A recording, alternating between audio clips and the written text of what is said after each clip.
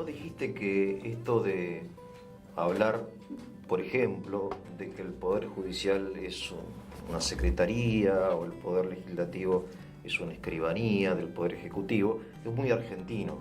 Es decir, parece que hay una forma argentina de ser democrático o antidemocrático, ¿no?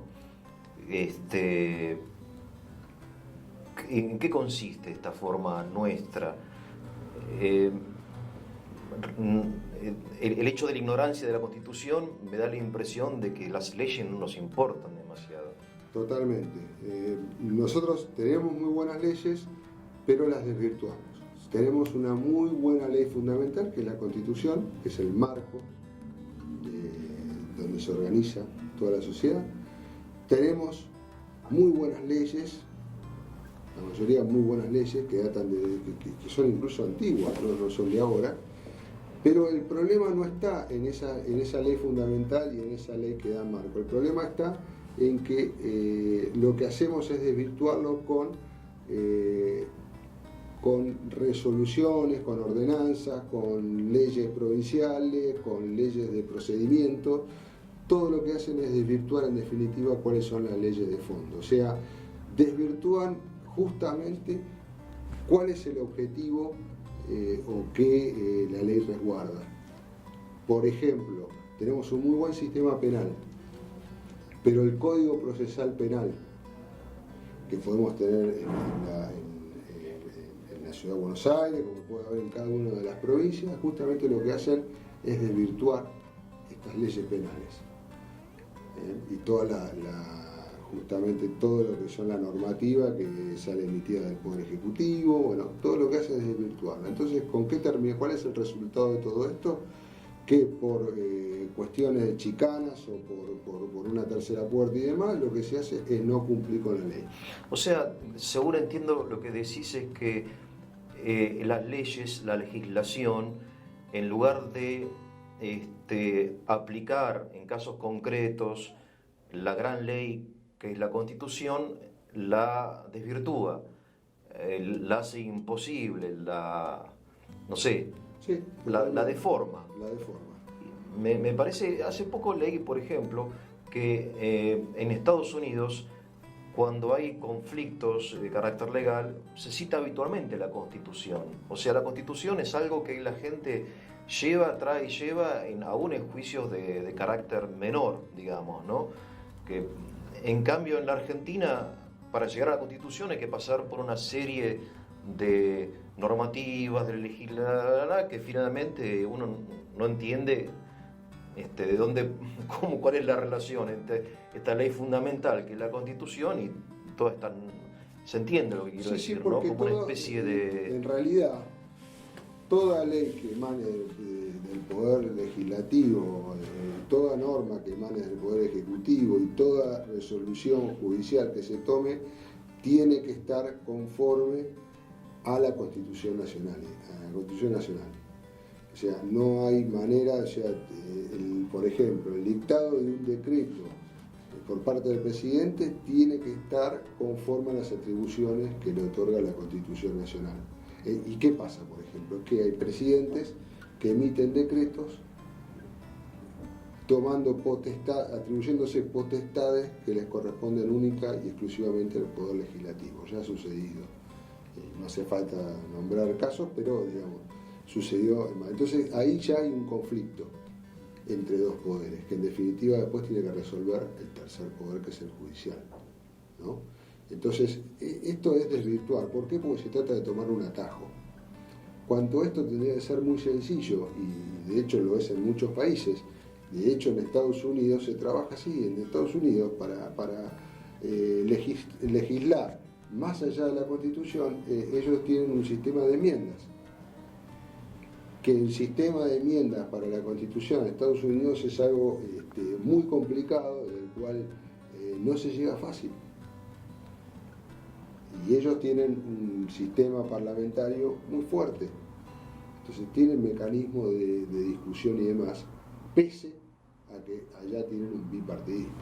Sí, yo creo que en la Argentina me da la impresión, estoy casi seguro, tenemos que un poco volver a la Constitución en todo sentido. En la escuela no se estudia la Constitución, Tal cual. o se estudia mal, se estudia mediante el prisma de una ideología que puede ser la socialdemocracia, o no sé, o el socialismo, o el justicialismo, pero la Constitución en sí, que creo que es muy buena, no se estudia y no se profundiza en estos conceptos básicos de representatividad, por ejemplo, de republicano y federal. Por eso me parece que tendríamos que tener este texto un poco más a mano, trabajarlo más en los medios de comunicación, en la educación, qué sé yo.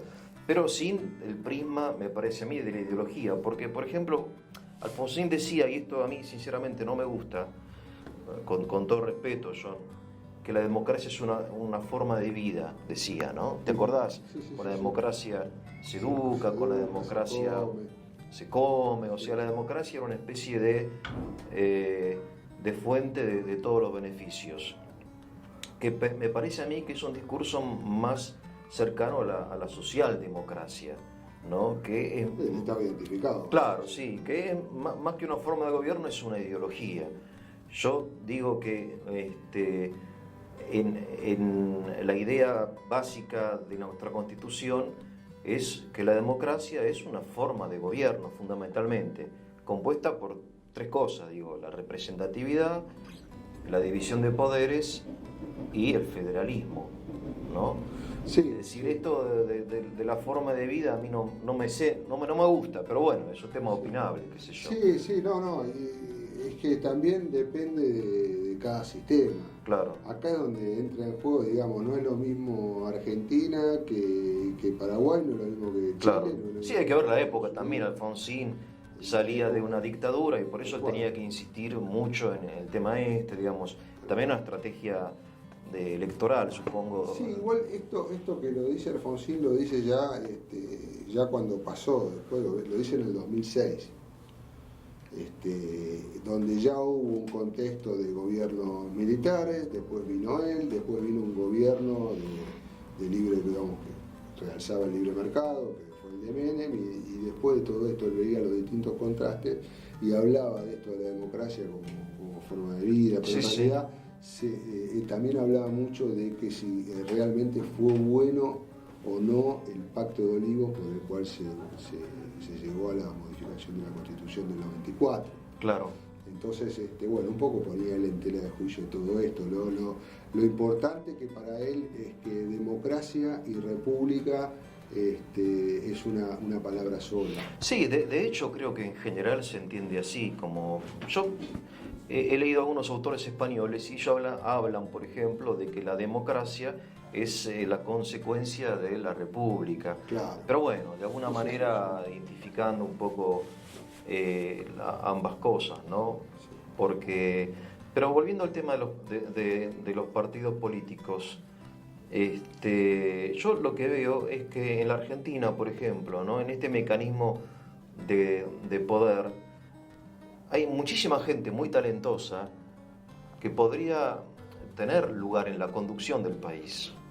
Y sin embargo los partidos políticos un poco van como filtrando, de un modo que a mí no me parece transparente, y de modo que están siempre los mismos, que se forma una clase política, hasta diría yo una oligarquía política, que se van reciclando, hoy ocupas este puesto, mañana ocupas el otro. Yo entiendo que no es ¿se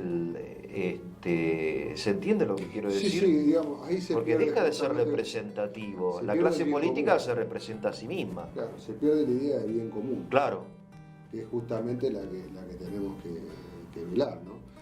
Sí, es complicado el tema del funcionamiento de los partidos políticos, ¿no? Que no son deberían ser democráticos ellos mismos y no lo son. Y no lo son. Hasta son casi monárquicos porque están una familia, el hijo, el tío, la abuela, no sé, el primo. El gran problema de los todo partidos, es casi hereditario, algunas cosas, ¿no? El gran problema de los partidos políticos de estos últimos años es que en realidad el seno del partido funciona como un club. Como un club.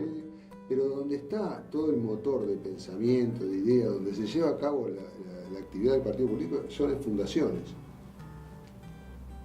Por una cuestión económica, porque contener a profesionales que trabajen de la política y a cuadros técnicos y demás Sí. es complicado, y eso el partido político solo no lo puede dar. Entonces, de toda esa parte se encargan las fundaciones. Ah, mira. Sí.